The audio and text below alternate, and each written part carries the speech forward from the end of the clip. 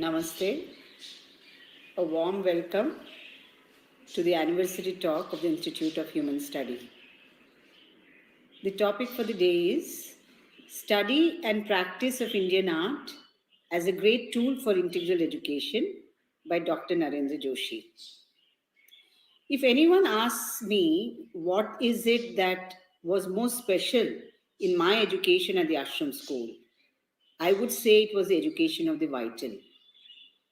Many, if not most, of the alumni of that school will agree with me. According to the mother also, it is the most important and most indispensable of all education. Hence, when Joshiji shared his topic, I felt very excited and I'm looking forward to listening to him. I've heard him speak a few times on Indian culture and heritage in the light of Sri Aurobindo's teachings and found him to be very passionate and articulate on the subject. His interest in Indian art doesn't seem evident initially when looking into his profile. He is a manufacturing engineer by qualification from Mumbai. He was a faculty for 9 years in engineering and held the post of principal for 8 years. He has done his PhD on artificial intelligence in the light of Sri Aurobindo's philosophy. Sounds very interesting, isn't it? His interest then diversified into other areas and he studied and taught Indology, philosophy, history, and literature. He has read and researched extensively on the book Renaissance in India by Sri Aurobindo and took courses on Indian art, architecture, polity, sociology, economy, and management. Also on the genius of India in the fields of science and technology in ancient India and the Indian ethos in management. He has been teaching several subjects in management. Apart from his many achievements and engagements, I would like to mention that he was instrumental in designing, envisaging, leading, and expanding a startup not for profit organization called Vivekananda Prabodhini, a multidisciplinary research project taking it forward in different verticals from research, testing, teaching, and counseling. Earlier, his work in training and mobilizing the youth as part of his work in the Vivekananda Kendra Institute of Culture in northeastern India led him to writing a book called Ashwatha. Importantly, he is presently not only a trustee of SACAR, but as project director, is ably guiding the students in India on the March, a dream project initiated by Professor Madhusudan Reddy and blessed by the mother way back in 1969. Upon asking him about his interest in art, he responded thus: I have no formal education in arts except drawing exams given in school. Engineering gave me exactness, complexity, and sense of symmetry, etc. I started mobile sketches or digital art as an alternate to playing games. Technology also helps in the expression I use 3 to 4 apps now. It is natural and spontaneous, unplanned, and I do at least one every day nowadays. I feel it can be of great help to education. So these are Dr. Narendra Joshi's words in regarding to his interest in art, and we are all looking forward to listening to you, sir, on this subject. Thank you. Over to you, Narendra Joshi garu.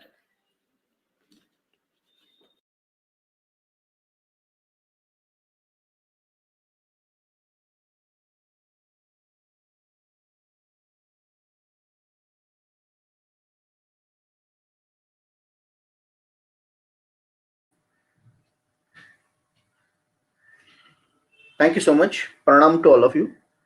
And first of all, let me thank you from the bottom of my heart for giving me an opportunity to speak on this platform. Institute of Human Study and SACAR have a very great place in my mind. How it all started, I can narrate some other time, but let me tell you this much that they hold a very high place in my heart and mind. And therefore, thank you so much, Dr. Chellamai Didi, Dr. Anand Reddy sir, Shruti and entire team in Hyderabad and Pondicherry.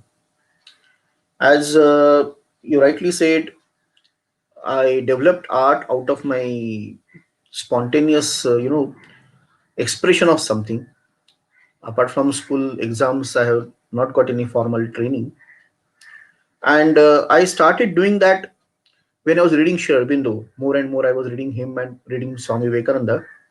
And certain things, when they are very abstract and words don't give you immediate, at least person like me who has not been taught in school and colleges about Sri Aurobindo, uh, when I start reading that and I don't understand some paragraph or some line, my habit has been to try to draw that. This may sound very peculiar, but I have been very greatly helped. As you mentioned about my book Ashwatha, the whole symbol of Ashwatha came to me first before I started writing the chapters.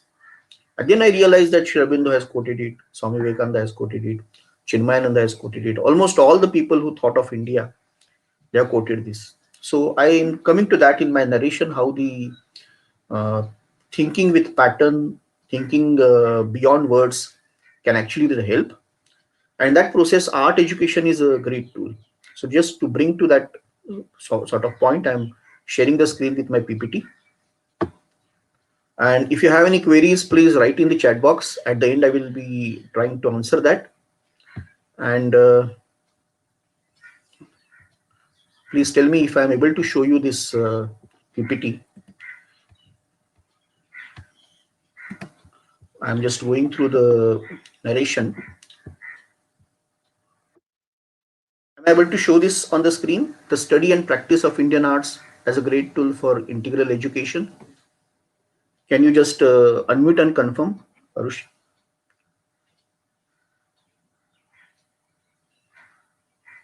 can you please confirm?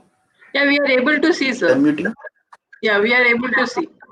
Okay, so I'm going ahead with that. I'll try to slow down my pace because my general pace has been bit fast. So even if I'm not able to cover some theory part, I will make sure that some demonstrations and the practices are taken and theory can be later on taken. So Sherbindo writes that today humanity is in the grip of Anna, Prana and Chitta. That means physical, vital and emotional desires, and therefore also it is clouding the thought sensations, or what in Indian tradition we call as manas.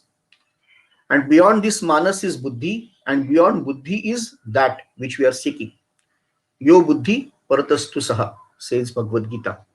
So indriyani paranyahu, indriyastu param manah, manasastu para buddhi, yo buddhi paratastu saha. That is the hierarchy.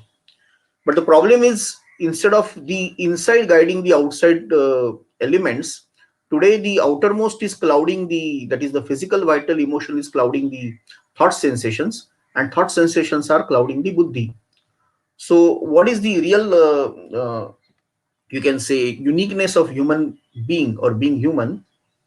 That itself has been totally, you can say, cornered and clouded by the lower elements. And that's why this mirror has to be cleaned. Again, taking clue from Gita, it says Yatha Darsho Malinacha, as the mirror has to be cleaned of the dust. So the chitta has to be cleared of all the disturbances from the lower levels of prana. That is the whole essence of it. And especially for majority, this is true because, as was mentioned in the beginning, the vital education is not so strong in many of the schools and colleges, and not so well nurtured in the present civilization. So that becomes very important. Now, this session will take some theory part in the beginning. Then after that, I intend to take some practices, in the sense, if you have a paper and pencil or pen in your hand, you can try to draw a few things and at least note down few things as I'm telling, so that afterwards you can practice it in your own, either when you are parenting your children or you are teaching your students. This sort of things probably can be practiced, and there are 2 to 3 demonstrations I want to give, followed by question and answer session and some discussion. So that's a format probably I got. And then for that, let us say first about 40 minutes or something, I'll take the PPT, and then in that, at the end of that, some, as I said, demonstrations also will be there, followed by question answer. So as Sri Aurobindo has written way back in 1909, 1910 in Karma Yogin, he says a new center of thought implies a new center of education. The system prevailing in our universities is one which ignores the psychology of man, loads the mind laboriously with numerous little packets of information, carefully tied with red tape, and by the methods used in this loading process, damages or atrophies the faculties and instruments by which man assimilates, creates, and grows in intellect, manhood, and energy. So he was telling about the way the prevailing universities that time were totally ignoring psychology of man, and then loading it with so much of information, and ultimately that's not really developing the faculties, that is not developing a person. On the contrary, it is in the process damages it. Unfortunately, apart from few exceptions, uh, India before independence and after independence also in so many decades has not done much in that. Our system of education has been uh, totally Machiavellian, reductionist, mechanistic. It has not taken care of human psychology, and therefore this still remains very relevant, what he has written way back in Karma Yogin. And then afterwards it was published in a book called as The Brain of India by Sri Aurobindo. So I'm taking some you can say source from these few books. One is The Nationalist Value of Art, then there is A Brain of India, then of course The Foundations of Indian Culture, and Sri Aurobindo and Mother's thought on education. So there they say that education is that which liberates, and it has to start even before the birth and will be continuing till death. It has to be experiential, not theoretical. Then there has to be a project based learning which will be mentored, not to spoon feed everything. Next can be a point about working in teams rather than working individually, which will develop teamwork, harmony, exchanging the things with others. Next, he thinks about, or rather writes about the free form education, which is not compartmentalized. It is not teaching in snippets. One more point he makes very effectively in the book National Value of Art is about the left and right side of the brain. And then further, that subject has been developed into something called as whole brain thinking. Now, what is this left and right side of the brain? Sharbindra has written very extensively in this essay. In second essay onwards, he elaborates it further in this book called as National Value of Art. And we'll be discussing more about it. But just quoting from the book, he says the activity of human thought divides itself broadly into two groups of functions. Those of the right hand are contemplation, creation, imagination, the centers that see the truth, and those of the left hand criticism, reasoning, discrimination, inquiry, the centers that judge the truth when it is seen. This very first line from the second essay is clearly seeing that the right hand is more for the creation, imagination, and the centers that can see. So the right side is supposed to see, and the left side is supposed to afterwards justify that what is seen by the right side. So remember this very important point of start he makes.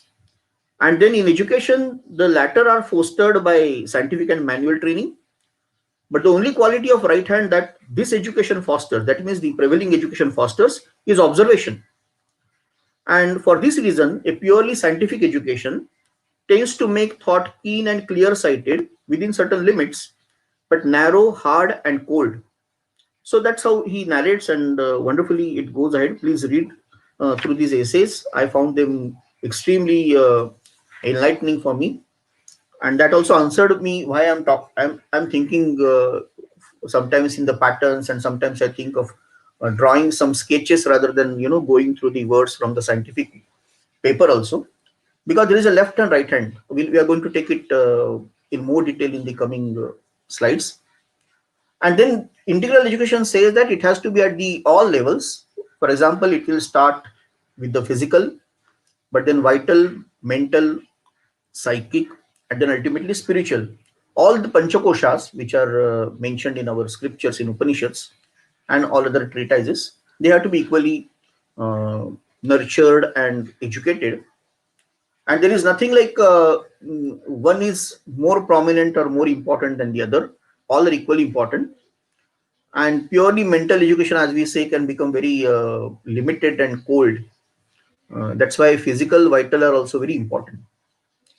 It should also, the education should be such which will connect us with our roots. That is another problem with current education, that it is totally a rootless education. It is not having any connection with our inner self, and not also connection with our collective self or our soul of the nation or our culture. It doesn't connect us. It also doesn't connect us, therefore, with our family, community, and the nation. And it makes us a isolated individuals and rootless, to say the least. And that's why the whole purpose should be to get that connections, to get that interrelations, also to think originally, think laterally as well as linearly as the need be, and think creatively. So the intellect has to be developed, no doubt, but beyond intellect, there has to be a conscious effort to develop intuition, or what in modern terms they call as the uh, idea generation. Roughly, they call that, but actually, the idea is to develop some layers beyond the intellect. So I could gather some of these points. There can be many more, and obviously, people from IHS or SACAR have done much more study on integral education. But these are the few points which I could understand and put in summarization. So that is the education which actually can be called as education. The education is that which liberates. Sa vidya ya vimuktaye. So Vidya is that which can make you a mukta or a liberate from the bondage of the immediate, the pressures of the immediate, and try something which is beyond. Liberate from the ugliness and take you to the beauty. Liberate from ignorance and take you to the knowledge, and liberate from this fear of death and take you to the immortality. So that is what it liberates. And therefore, Sri Aurobindo further explains it that there is a, as I was telling you, the right side and the left side brain, and he says when we think of a thought, the thought has got a process. That means there is a judgment which is done by the left hand side, and there is an imagination which is done by the right hand side. So these two together are actually giving you something which is called as ideation. From where the judgment comes, there is a left hand side which gives you which actually can be nurtured through the education in science, in philosophy, in criticism. These all things are actually required for that, to learning in this type of things, including maths and all. But today, what is the situation? If you see carefully, then these are actually trying to just become a minister or even slave of the lower instincts, to perpetuate the ideas of luxuries, to justify comforts, to tantalize or the try to draw people to something which can cater to their physical, vital, and emotional desires, as we saw in the beginning, and also trying to justify the thought sensations which are in the manas and chitta. So the whole purpose of scientific discoveries, sadly, or philosophies which are modern philosophies of materialism or uh, other names we can give, utilitarianism. This is all because with only one purpose, that somehow whatever has been satisfying the lower ideas or the lower layers of consciousness, it has to be intellectualized, given some heavy theories to either confuse people or to draw them by writing research papers on that. You must be knowing many research papers in recent times were actually funded by some corporates, and they perpetuated some research in such a way that people will be drawn to that type of greed and satisfaction of the lower desires. So leading journals and the research papers, when they start doing this type of compromise, you can imagine what is the fate of this particular side of our human personality. So left side, though developed partly. Secondly, Sri Aurobindo has very beautifully said in his book also, The Human Cycle and the Ideal of Humanity, he mentions that uh, largely our population today is enjoying the fruits of science, the fruits of higher thought, but they do not require to go through the process which is required to really understand it, or at least understand the thought behind it. It is not that we are just a we are getting it too easy and ready made, just on a fingertips, so virtually on a touch screen. We get all the great products of science and thought and the critical thinking done by somebody else. That means the end user is not involved in the process of thinking. He is a you can say inert, lazy acceptor and enjoyer of it. And then he gives example, and many more examples can be there, that like if you are traveling in a train or in a plane, you don't have to understand the science of locomotion or science of you can say thermodynamics or IC engines, nor you have to understand aerodynamics. You can simply go and enjoy that. Same thing is today happening with computers and mobiles, that so much of technology in the you can say electronics, computer, and everything is behind it. A lot of thought, mathematics, science is done by some people, but large populations are using it without any necessity of using these faculties. Now this is a great hazard for a human race, and therefore he uses a term. He says that this is also another kind of barbarism. Sri Aurobindo says this cannot be called anything else but barbarism, but this is not the physical barbarism which our ancients have gone through, but the psychological, or you can say rather vital and economic barbarism, which is even more dangerous, because at least the first one can be cured, but the second one is very difficult to cure. That is the left hand story for us. What is the right hand? Right hand education today, or right hand is mostly with the art, poetry, idealism, But today art is mostly neglected or not becoming the center part of our educational system. It is otherwise just ornamental, cornered, or used for some cheap commercial use. So you can think of art when you are making some posters for some advertisement, or you can think of art when there is some showpieces made in a living room, and maybe in a five-star hotel some portraits are put here and there, or abstract art here. But it has never become the central place of human race in recent times. It is just ornamental. It has not been projected as essential part of our evolution, or the development of your brain, and also development of the race. Poetry also is just catering to some lower ideas of life. So that is a right hand for you.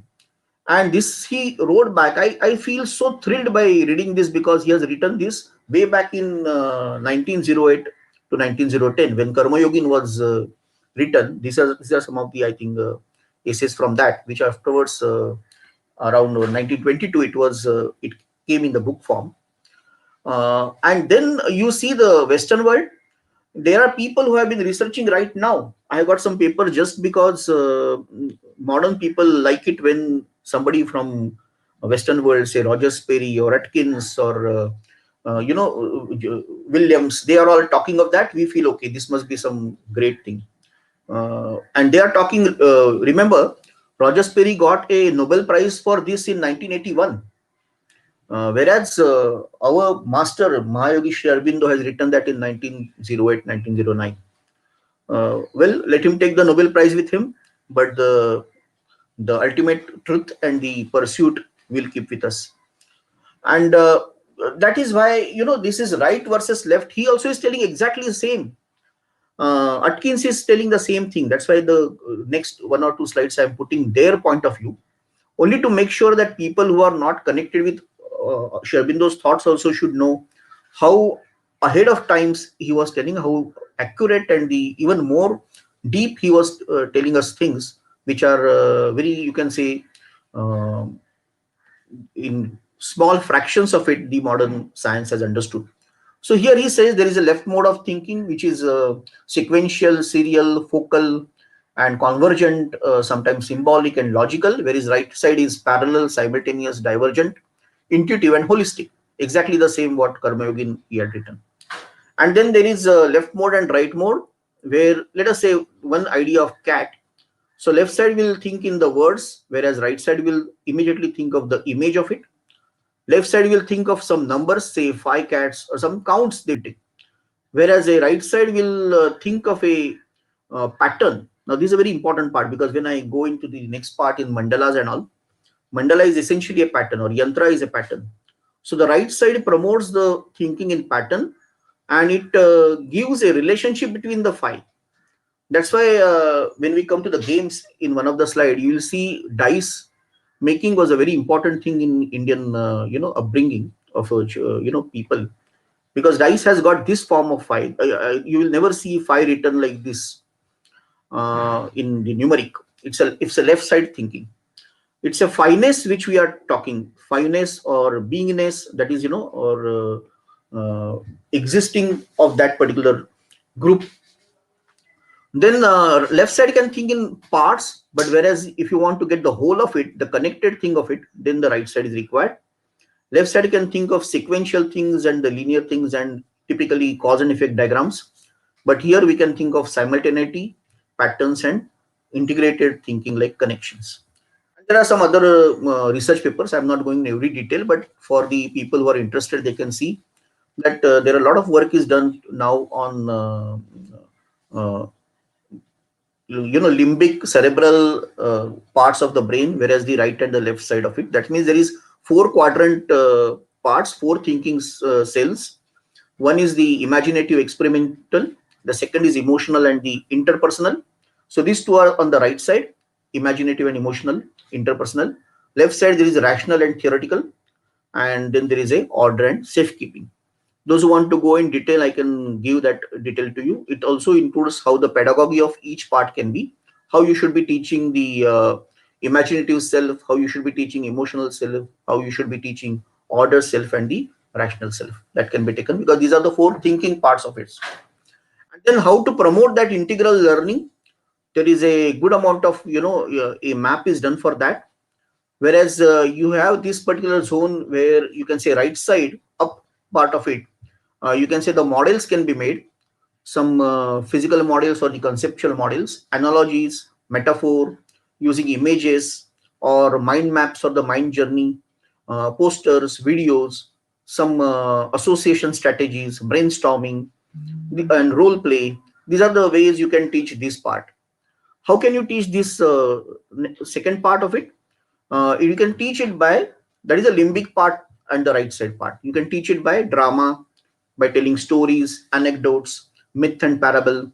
Then we have got mind journeys, experiences sharing through the graphic representation. Then having some analog drawings through rhythm, music, songs, and questioning. So this is a way you can, this together if you take, at least some of them if we take, we'll get a very good idea of how should be the teaching methodology for the right side of our self. Then we think of the left side. Of course, it is already being done, so I will not deal much in that. The logical side, analytical side, quantitative side. So to say we have done it, but here also, as I said before, the real aristocracy of thought, that means to get a real original thought and ideation, is not there. Original thinking is not there because it is in the grip of the lower self or the lower layers. But otherwise there are methods to teach it which one can go through. Some of them are done in the higher education. When I was doing in engineering, teaching, we used to use some of these things, like using the statistical charts and graphic representations, and formulae and rules and definitions. All that things are possibly little bit done, at least flow charting and all. But this side really has been put out. We have not done much for the right side. Maybe some things are done in good schools uh, which are inspired by Sri Aurobindo's teachings, but I'm talking of majority of the schools and colleges and universities. We really have nothing much to do in this. We have not done that, sadly. And therefore, teaching through drama, teaching through storytelling, myths, parables, or through the mind journeys, conceptual things, models, posters, brainstorming, these are all things which probably should be brought in. Recently, there is one more paper I will just narrate before I go ahead in our other part. This is a paper of art integration and cognitive development. This is from the Journal for Learning Through the Arts, written by Becker and Down, University of South Carolina. All these examples probably we once we think that okay, Sri Aurobindo has written it, that's the end of it. I do not require any further justification, but I am putting them uh, maybe because some people who are not so much yet connected with his teachings should also know that these are the things which are happening even in the recent times. 2013, somebody is writing about integrating it and making the, a tool for cognitive development. It means by art integration, you not only develop the right side, that is the creative side, intuitive side, through the drama, dance, music, visual arts. It also becomes a great way to learn the subjects like maths, reading, language, science, social studies. So even to understand the left side also, you require good amount of ideas from the right side. That is what this very important finding which is talking about. But when I look at some of the ancient our ideas and scriptures and all, or the expressions in art, you find always it has been there. There is always a alphanumeric ideas with the graphical representations, with some scripts written on that. So the whole thing was going together when it came to the Indian culture. That is what exactly we are trying to understand, how Indian culture has addressed this. That is the second part of today's narration. So in India, as we know, great in its you can say the age of its creation, so much importance was given to arts in all walks of life. And in the our purusharthas, the kama and artha has got a great significance, and that has to be facilitated through these arts and also kept in the boundaries of dharma. Here, dharma we mean the law of the righteousness. It is not religion. The law of the right, the law of the cosmos, which should be interpreted for law of the society, or the law for the individual. So in India, we have really been creating, and in one of the quotes, Aurobindo says that she's uh, just creating, and there is no respite, there is no pause, and she creates and creates, and is not exhausted. But after that, after spirituality and the second important idea of India being creativity, he also says the third part was intellectuality. So all this vitality and the profuse creativity was always kept in some rule of intellect. That ultimately was not the rule of intellect for the desire fulfilling, but the rule of intellect for the dharmas, you can say, fulfilling. So it was a righteousness which was behind all these things, and therefore every pursuit of art also was given a, or every pursuit of life rather, was having a shastra and a kala. So we have got Paka Shastra and Paka Kala for recipes and the culinary skills. We have got the Shilpa Shastra. We have got, you can say, Rajya Shastra for polity. Everything will have a Shastra. And there are 64 Kalas which will be taught and will be, you can say, promoted. So every part of life, there will be some Shastra. Even how to take care of horses, there was a Shastra. And in India, there was no struggle, he mentions, between the pursuit of good and the pursuit of beauty. Because in the European history, especially in the Greek history and thereafter to the Christianity, you find there is always a, there was a pursuit of beauty to the extent of hedonism. And then as a retaliation, people started going to the other extreme and say that there should not be any pursuit of beauty in life or in any expression of it, and we'll go by very Catholicity of, you can say, everything should be one colored and one type and all. So that because it should be ethical. But in India, ethics and beauty, or the pursuit of beauty and pursuit of good, never had this problem. It is because our central idea is Satyam, Shivam, Sundaram. So Sundaram, the beauty is a way to reach the divine. It's Ananda or the bliss, and Satya is one part Shivam. So we know very well there is no clash or the struggle. Our God, in one place, he says, is Shama Sundar. He is both beauty and the love. And the problem comes when the beauty is devoid of love, or there is only beauty in isolation pursued. But when it is with love and with the dharma and in the pursuit of infinity, it can always help the delight, to bring delight in life. It is the akhanda rasa, or the delightfulness of things, which can come through that, and everybody can become a participant in that rasaswad, what we call as the, the understanding of that rasa. And he goes a step further and further says that even the achara, or the conduct, is also linked with the understanding of beauty. So people who are having very good aesthetic sense, they will never be and they will follow a decorum, and that's why they know how to decorate, and that is the reason a conduct is also linked with the beauty. uh, if you look at Indian art especially, we can say everything is actually, about some lines, some colors, some shapes, some curves, especially because India will always think in curvicular motions, cyclic motions, and not linear motions. Linear motions are, or linear things are used only to support some curves. And above all, it is about the patterns and rhythm. So you see anything is in a pattern. Is a mandala is in a pattern, is a Padma Sambhava is in a pattern, or there is a, you can say, there is a when I actually take the demo, probably I can tell you it is all connected with the circle, and these are all parts of the circle which are actually connected to each other. In every part you can see, in its sculptures, in its architecture, in the paintings, and this one is a digital drawing. But wherever you can find, there is a commonness in this. There are patterns, rhythms, colors, lines, shapes, and curves. And overall, it will give you an aesthetic experience, which is called as the rasa. So rasa, or the literally meaning juice of life, actually comes from this aesthetic experience. And one has to take that, like the juice we sip, slowly we sip it. It goes through our mouth to our throat and to our body, and we get a feeling spreading over the body of that coolness and the sweetness. That is how the art should go inside very slowly. and you should be able to take that aswada, or you should be able to test it slowly and enjoy it rather than rushing through that. That's why in Foundations he also mentions it very elaborately. But one place I remember he says that this is not to be seen in a marketplace in the crowd when everybody is thinking of life and the problems of life.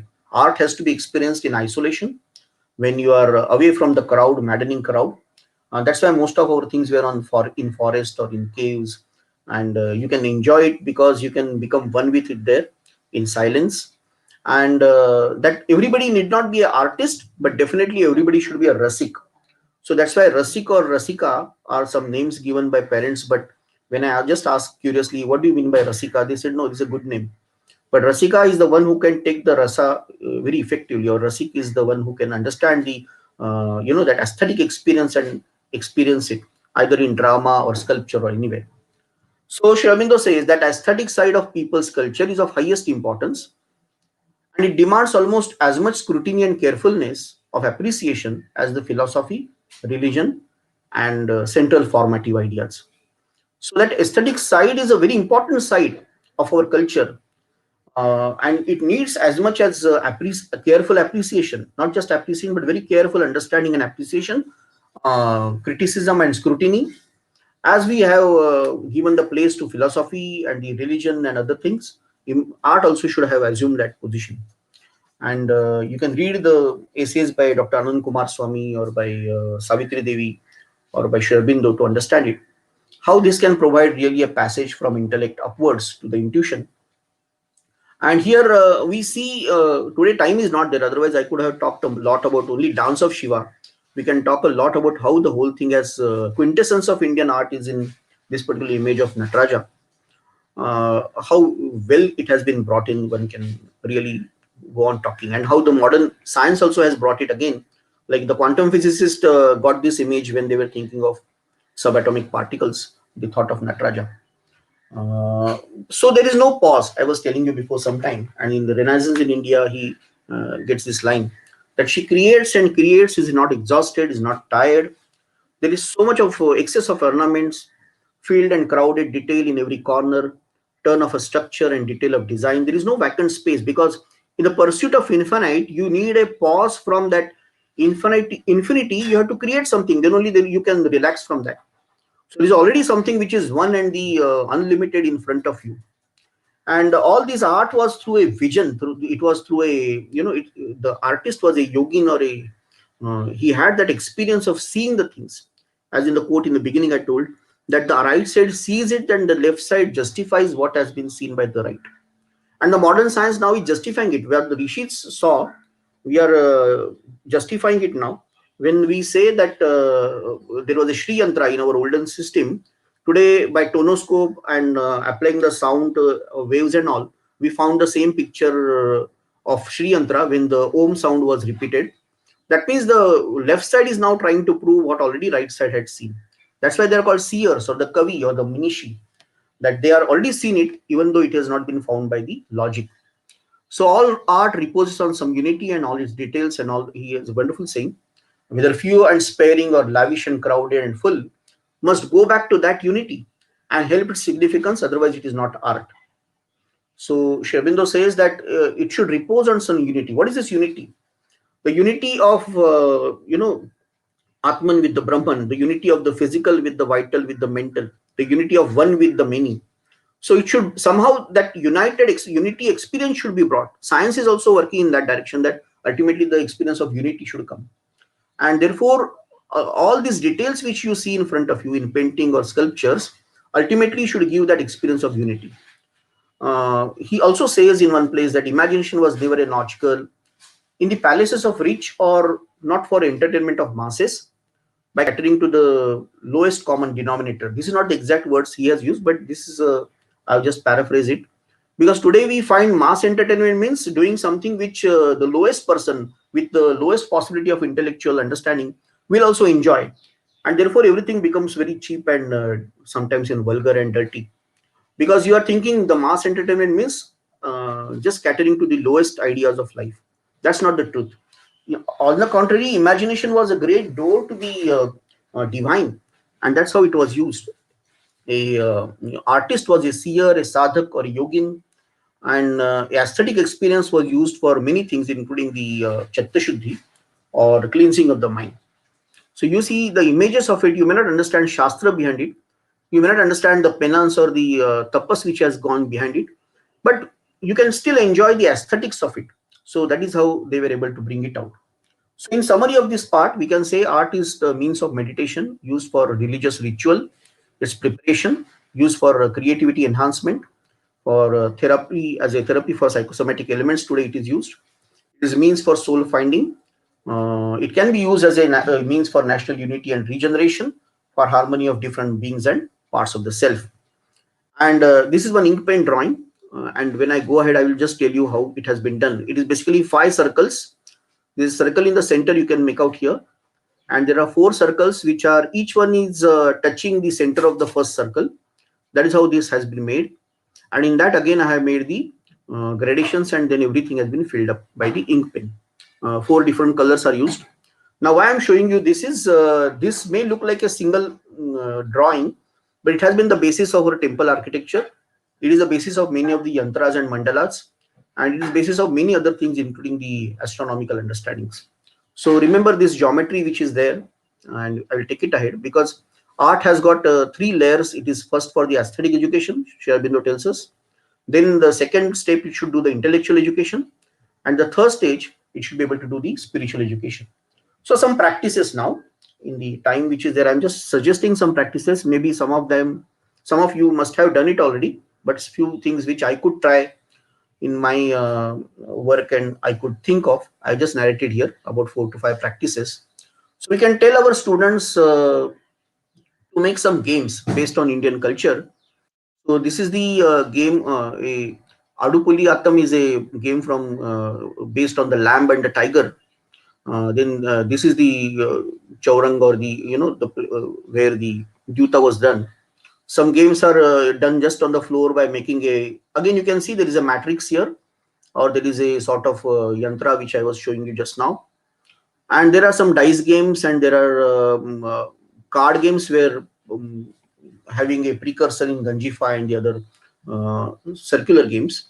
So students can be told to make this actually from the cardboard or paper, and try to interpret in a different way than the traditional, or at least first replicate the traditional. For example, recently I saw one person trying to uh, make a snake and ladder game. Has been originally Indian, where we used to call it Mokshapatam, and there is also a Parampada Sopanam interpretation of it. That means this can be used for giving many of these spiritual ideas, where certain things can take you up with the ladder and certain things will make you go down. So I saw one person making Devi and Asuri Sampatti explained through this particular model. I also just seen a chess game developed by one researcher, and through the game of chess, he has explained Patanjali Yoga Sutra. Most of the sutras can be explained to the chess.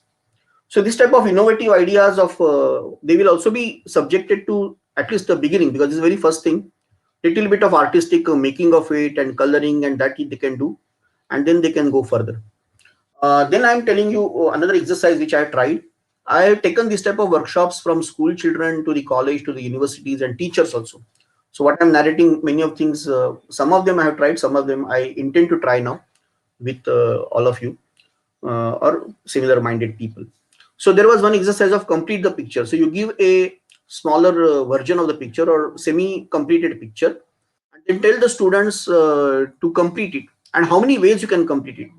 So mind you, when they start developing that creative idea and the artistic idea, the same picture can be completed in 10 ways, 20 ways, and every student will try to complete in a different way. Somebody can see a leaf into that by connecting these 2 lines. Somebody can see a pillar into that by putting these 2 lines together into a rectangle, and so on and so forth. So from one, somebody can see a caterpillar in that, somebody can see a bow in this, somebody can see a butterfly in this. So completing picture is a very good exercise or practice for developing the artistic, understanding the creativity. We know there are some games like jigsaw puzzles are there, or we have mechano type of games in market. But whether we can use it for constructing some ideas from Indian culture or arts. So this was an attempt where a temple was drawn on different pieces of a puzzle, done by someone. This is not photograph from my doing, but it has been done by someone. But I also tried that you can pick up some theme and then you try to connect these pieces. In that process, people understand a lot about how temples were, and how the construction was, what are the different parts of it, how I can connect it. These type of things can help in a right side of education, or the integrated way, in general we can think of, by bringing a part of art. So with their drawing it also, they're cutting it, then somebody else can try to connect them together. So a project based or the teamwork based games also can be developed like this, rather than simply telling them this was a construction of temple in board or on a LCD. Rather than drawing this and showing them different parts, let them try to connect them themselves. In a higher version, if somebody can just make it from wood or from the plastic, different parts, and try to connect it like the mechano, this can become a very useful exercise for children or the grown-ups also. And I also want to mention something from the music here in the practice too. I've included where Indian music was with the maths, as you know. So this was one discovery where you have got the Laghu and Rudra things coming together. So these are the all, just two notation. There is a Laghu notation. There is a you can say Guru notation. So Laghu and Guru, and this has come from the Pingala's book called a Chanda Shastra. Based on that, you can say most of the meters in the poetry or thereafter developed the music, India's music, came from this. But if you look at the very core of it, this is a mathematics. That means if you are given two factors, then how many ways you can make permutation combination to arrange them in a 6 slots. So you make 6 slots and give two types of blocks, or two types of two colored things, or one small and one long thing, and tell students that how many ways you can make this, connect, just make the arrangement of 6. So there are so many ways they can make it. Right from all 6 can be small to all 6 can be large. There are so many combinations can be made, which is nothing but the study of the uh, mathematics. And this has been used today in something called as Fibonacci series. In some other forum I can explain in detail, but here I'm just trying to mention how in India mathematics, arts, music, in particular in that art in this particular example, but otherwise Shilpa and other things here, they were all ingrained with each other. So that is one practice I can think about. Then there is a practice you can actually take a paper and try to draw on that. Now this is where I was telling you the 5 circles. This is the first circle I drawn, and children can, or students can just try to draw this first circle, then the second circle. If they have got compass, let them draw with the compass. Otherwise, they can simply draw without it also. And this is a fifth circle. And so all of them, now you tell them how many ways you can connect it to make the squares. So making square from a circle and circle from a square is a very important idea in geometry and mathematics. Shulva sutras, which are ultimately used in Pythagoras theorem, we'll come to that. But there also this idea has been taken up. But more importantly, this is how the temples used to be started. The construction of temple used to start with this type of understanding, that you have got one small stick which will be put in the ground, and you start seeing the shadow of the sun at different points in the day. And this is the shadow at one point in the day, this is a shadow in the other point in the day. And then you join this, then again join this, and then you draw one circle through that by taking a thread, and then you take the bigger circle, and then you start connecting like this. And then where the center of the first circle is, they used to draw the second circle. So it's exactly the base of temple making. And people will be thrilled to know that this is such a wonderful connection between the geometry, between the mathematics and the arts and the architecture, and everything is very well connected. So that's why I tried this on a 2D and a 3D page, and by hand I have done it, but this can be done by compass and also, and then it can be done digitally also. So similarly, the idea of bow and arrow, this has been used in so many mathematical formulae. Only recently maths has become very dry, because people learn maths separately, they learn art separately, they learn architecture separately. So the connection should be found. So I found here, I was very much that day I was very thrilled when I could draw this. I felt that okay, that means this, what I see here as a mesmerizing beauty of a temple, it all starts with a simple structure like this. And that's how you can go in detail of that. But you see the pramana or the measurement which are used in Indian art are phenomenal. Right from Hadappa, Mohenjo-daro, you see the signs of different scales which are used, and then how every limb and every part of the body should be properly harmonized and connected to each other. There has been very beautiful shastras for that. So ultimately, you see a temple like this, and you feel this is something a divine creation. But mind you, it has started from a very small thing. This actual practice should be given to the students, according to me, that you let them first start making squares and the circles, circle from the square and square from the circle. This is the exercise. Here I have done it digitally. There is a circle first drawn. Then there are 4 circles connected with that. Total 5 circles. Make one square, second square, third square.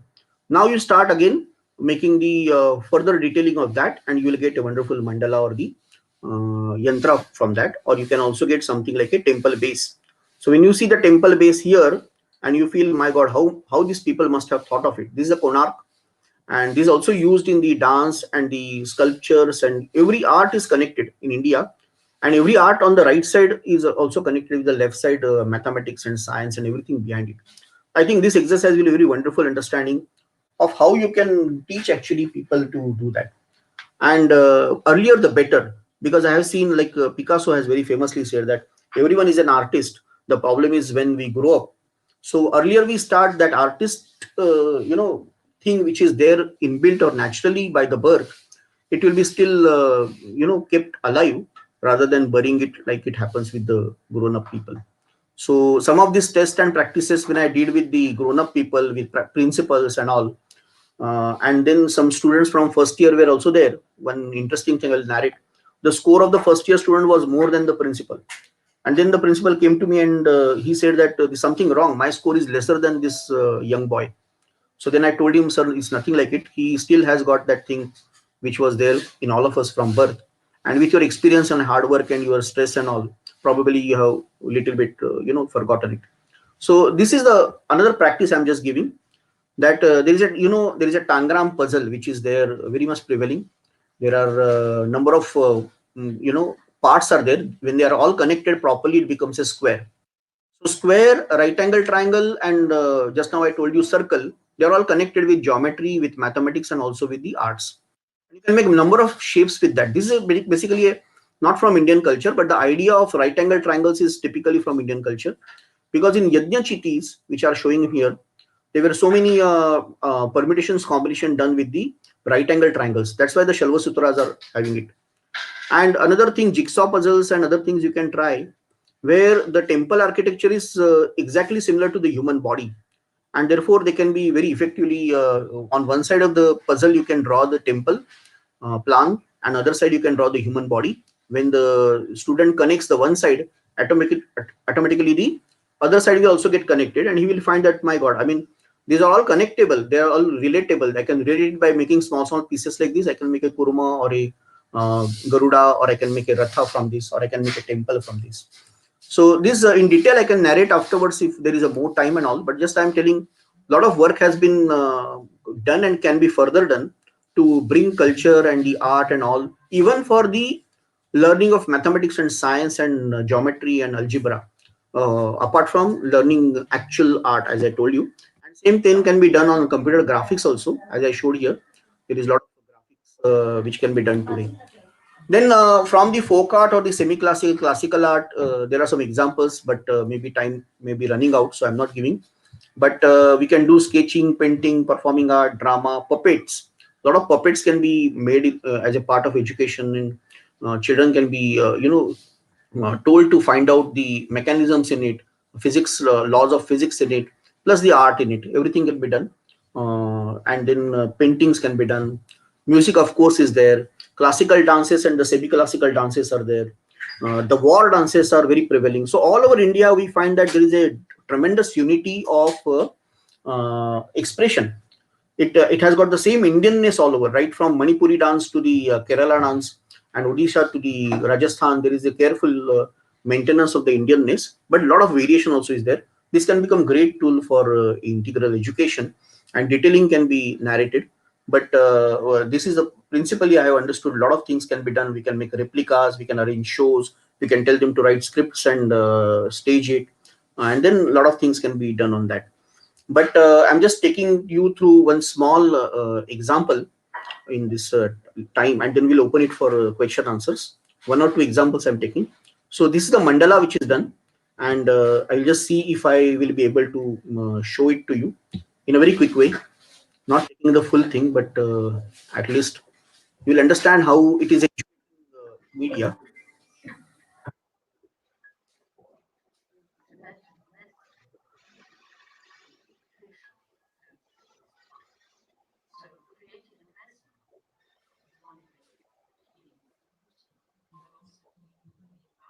It's a meditation. It's a healing technique.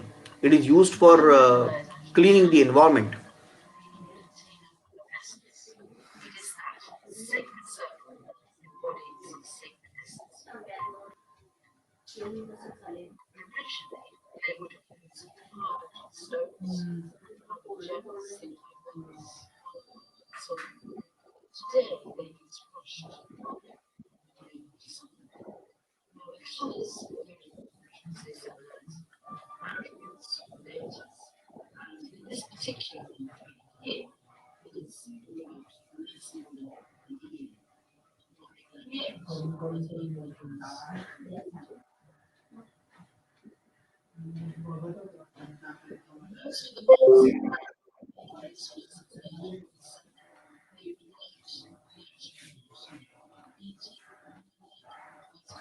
So you can see, just I'm taking it forward.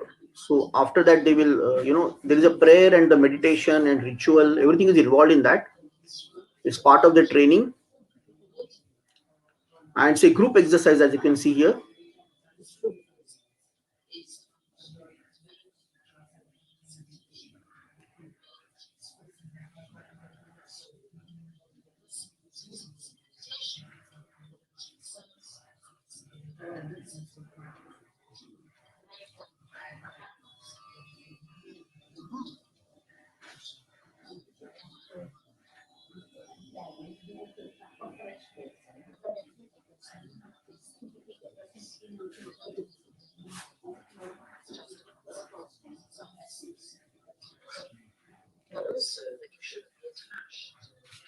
Now the destruction. I think this is a very important thing, that even though it is made so carefully, ultimately they will just destroy it, just to make a point that everything ultimately gets from form to the formless, or everything created is ultimately going to be destroyed.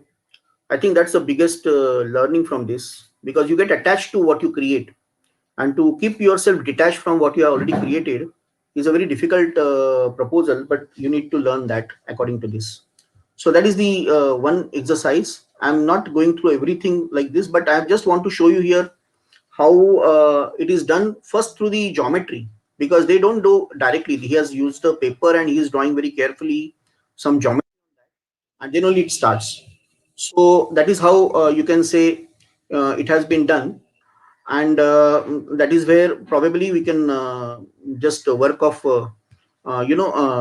arts can be brought by so many ways. I can go on telling, but maybe one thing is, somebody has to tell me that now there are so many things, question answers has to be also there. But just I'm quickly telling you that there is a good geometry behind it.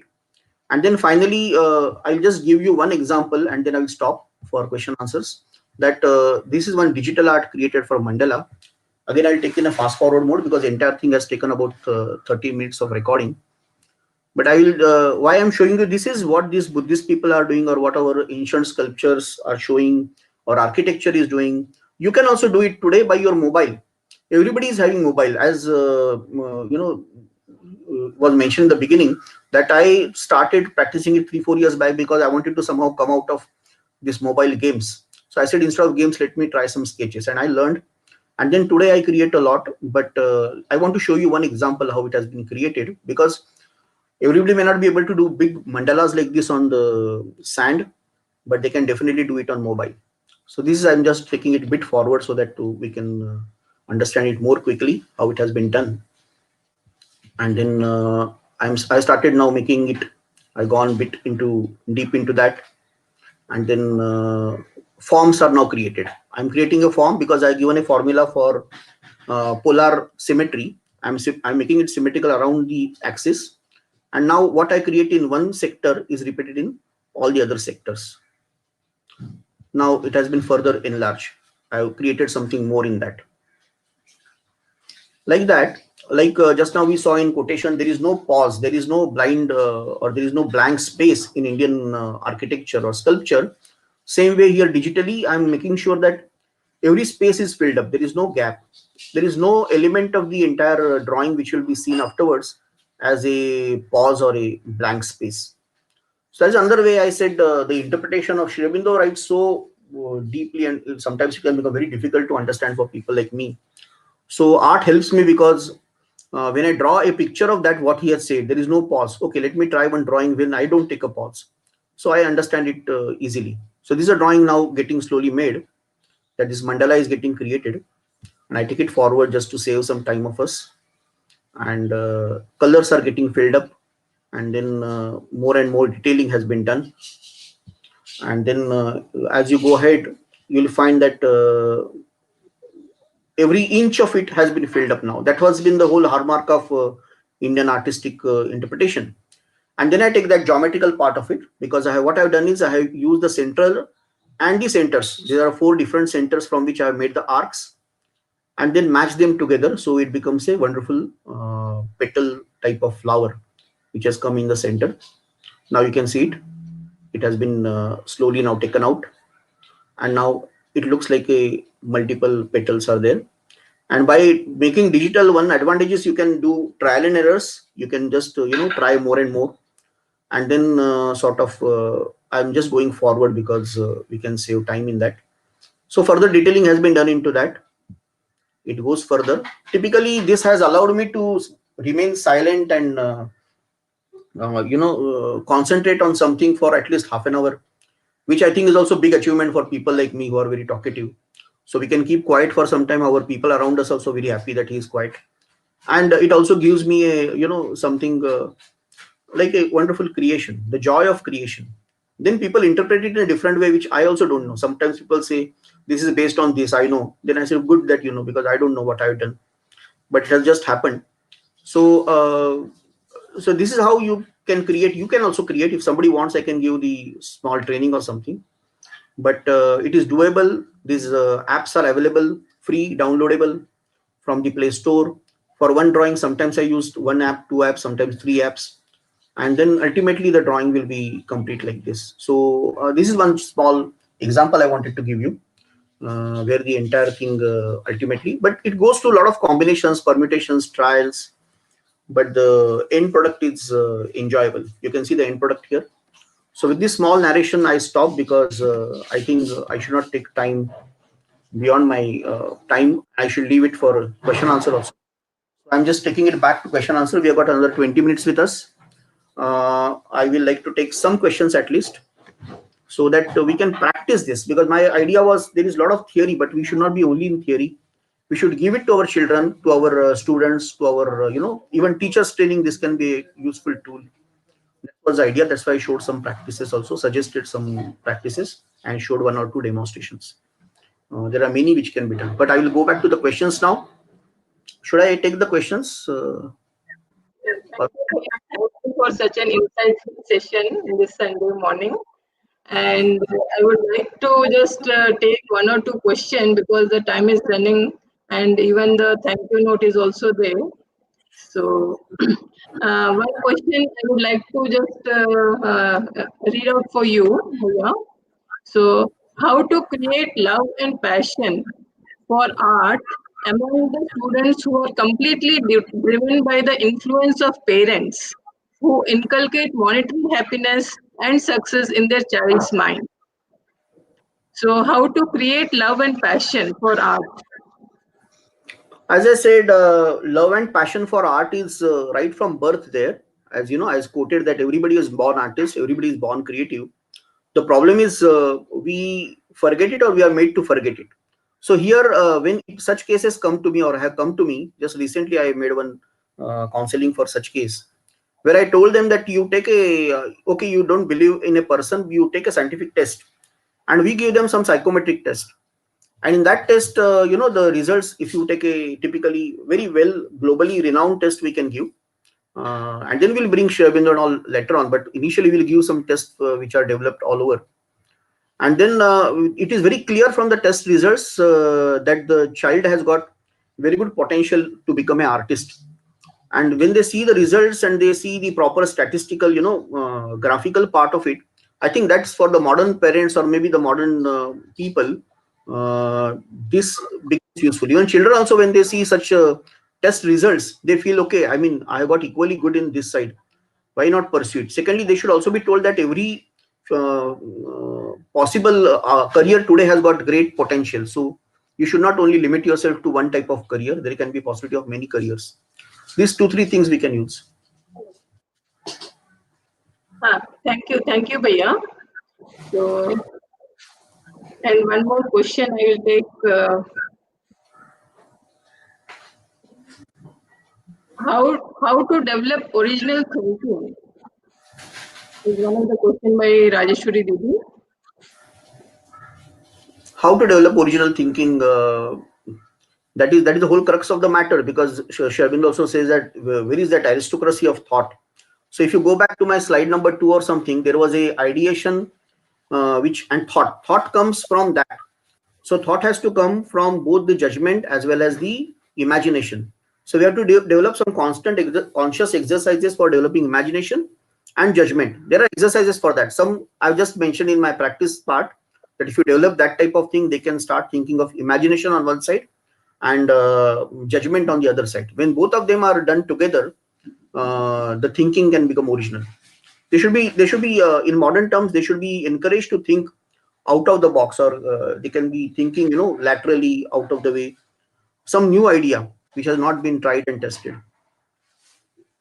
Thank you, Bhaiya.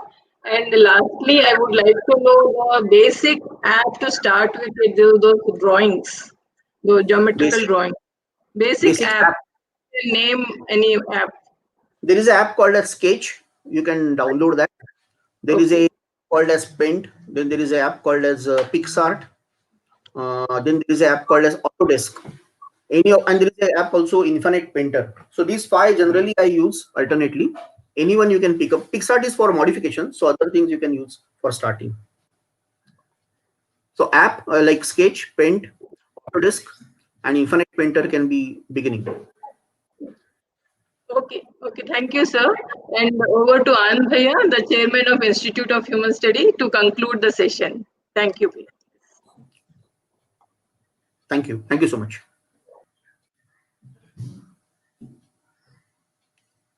Sir is mute, I think.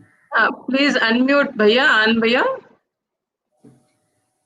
Please unmute. Is it okay now? Yes. Yes, Yes. sir. Yeah.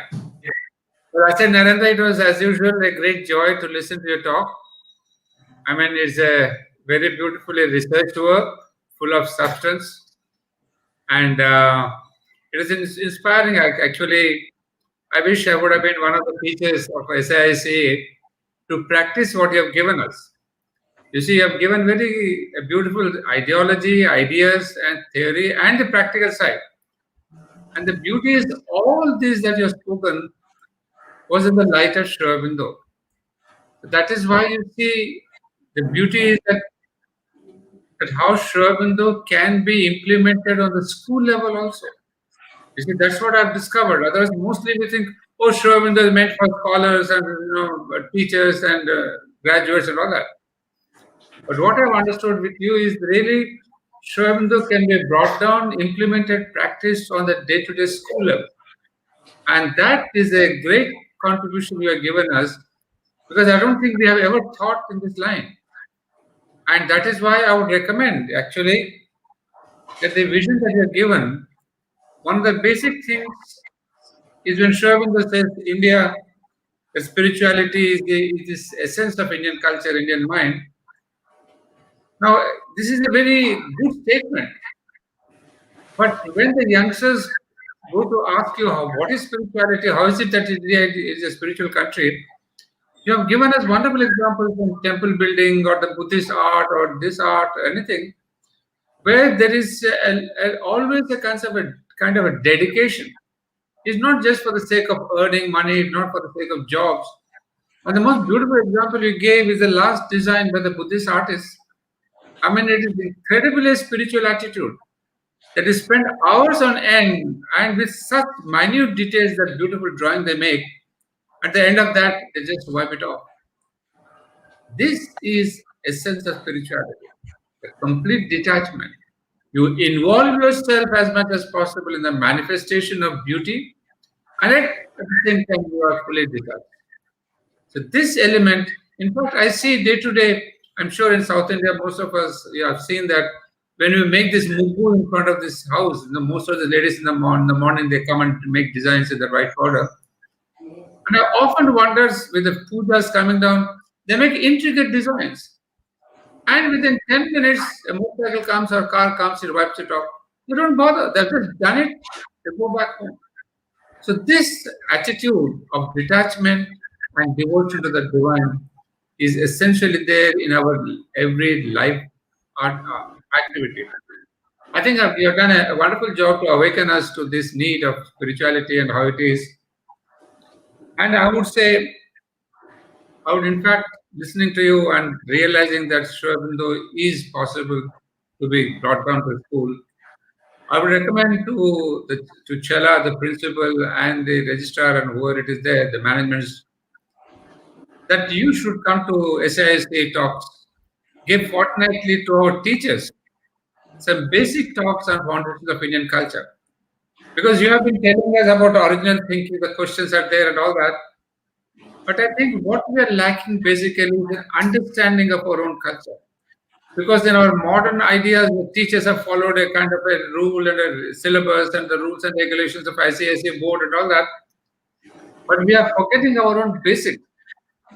I think it would be very good if we can take for our teachers a fortnightly talk on Indian culture, Indian art, and you see the way you have put beautifully the mathematics. How maths is such an interesting topic is not just geometry and it is solving some problems. How maths itself can become part of your living life, a daily life. So I think whatever it is, the whole beauty is Sri window.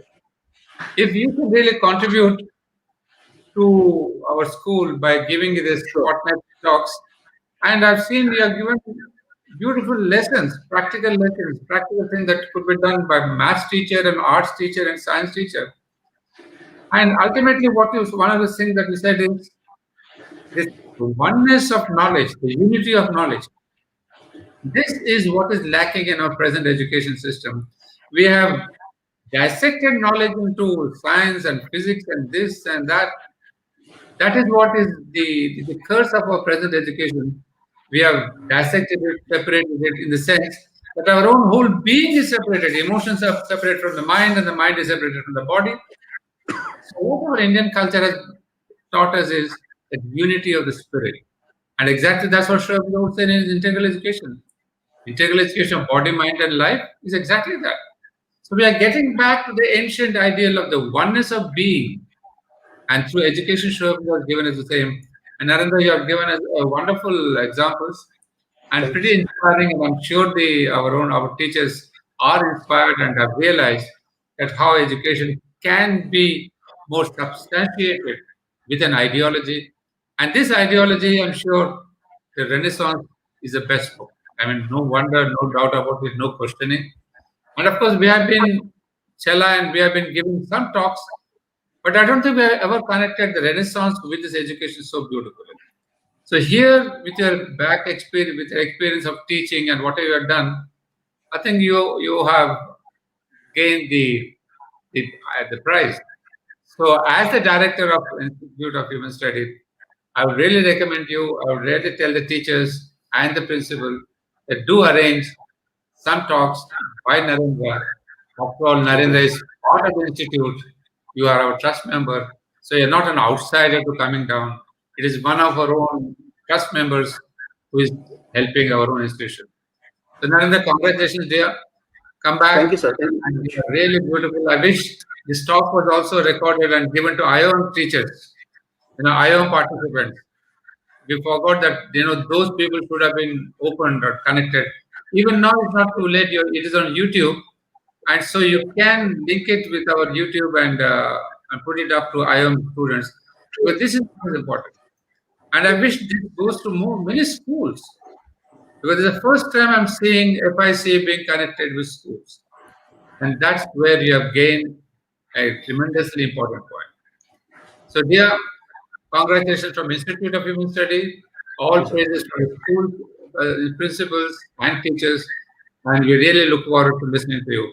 And in a very simple language, with a lot of examples and images and PPTs and all that, you are the best. Thank you a lot.